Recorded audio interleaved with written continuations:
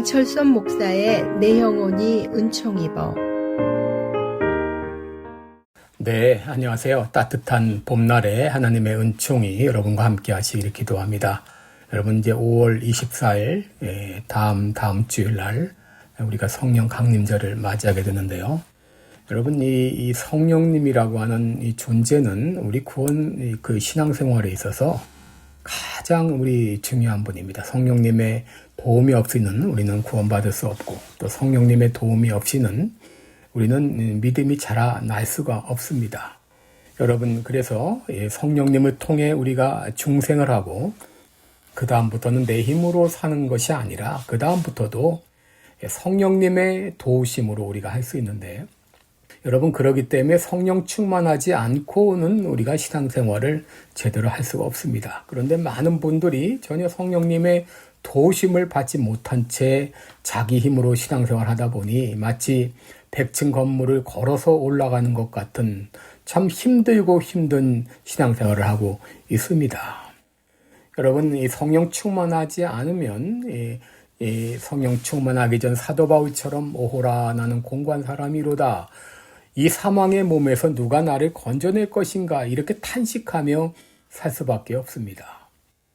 그럼 성령 충만하면 어떻게 달라지는가? 여러분 요한복음 11장에 보면 죽은 나사로가 살아나는 사건이 있는데, 나사로가 죽었을 때 예수님은 그 무덤 앞에서 세 마디를 하셨어요. 돌을 옮겨 놓으라, 또 나사로야 나오너라, 풀어놓아 다니게 하라. 여러분 돌을 옮겨 놓으라 이렇게 말씀하실 때 나사로는 여전히 무덤 안에 죽은 채로 누워 있었죠. 이것이 예수 믿기 전에 우리의 모습과 같습니다. 그런데 예수님께서 죽은 나사로를 향해서 나사로야 나오너라 했을 때 나사로는 이 수족을 배로 동인 채로 나왔다 그랬습니다.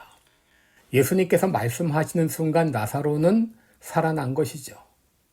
그런데 그는 수족이 동여매인 채 있었기 때문에 전혀 자유가 없었습니다. 살았지만 움직일 수가 없었습니다. 살았지만 실상 죽은 자와 같았습니다. 여러분, 성령 충만을 경험하지 못한 사람들은 마치 수족이 동여맨 채로 있는 나사로와 같은 겁니다. 살아있지만 죽은 거나 같은 것이죠.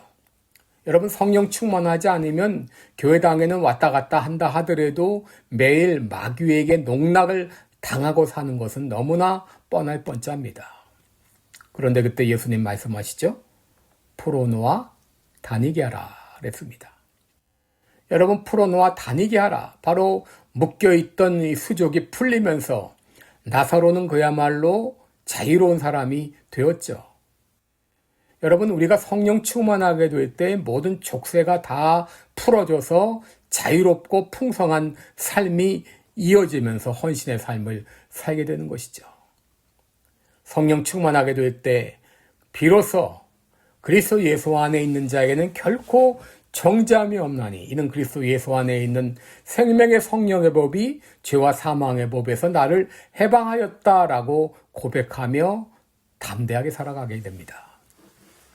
그래서 고린도후서 3장 17절에 보면 주의 영이 있는 곳에는 자유함이 있다 그랬습니다. 여러분, 이것은 마치 뭐와 같으냐? 이 수영 잘하는 사람이 물을 두려워하지 않는 것과 같습니다.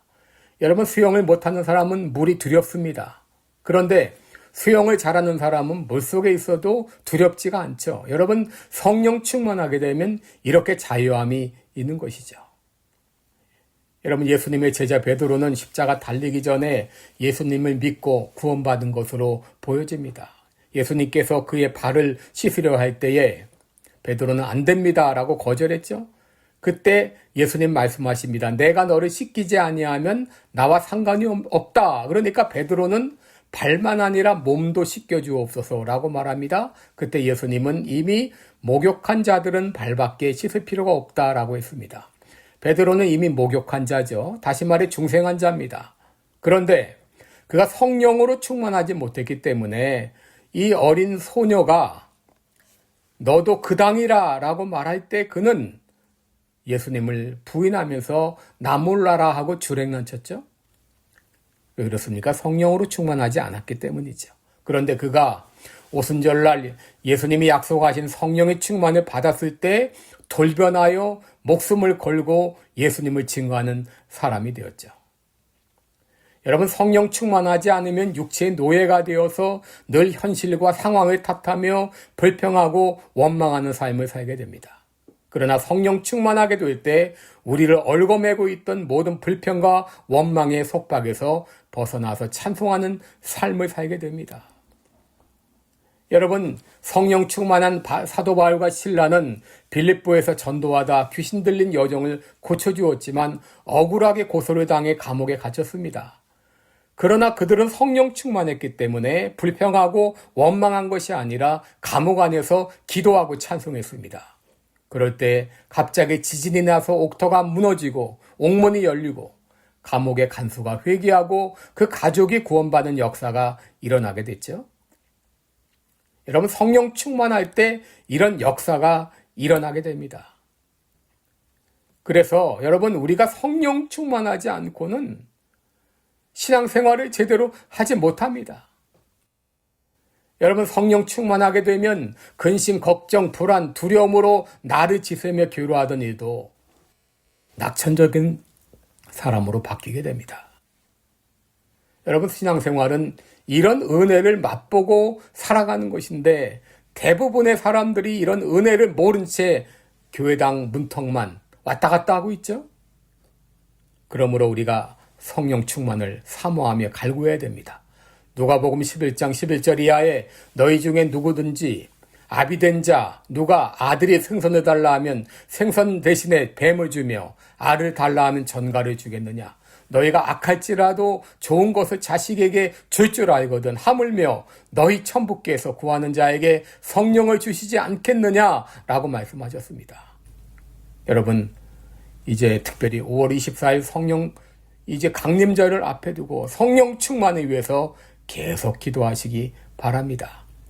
이왕 우리가 신앙생활 할 바에는 성령 충만하여 제대로 신앙생활 해야 됩니다. 여러분, 계속해서 성령 충만을 사모하며 기도하시기 바랍니다. 고맙습니다. 지금까지 시카고 빌라델비아 교회 담임 방철선 목사의 내 영혼이 은총이 보였습니다.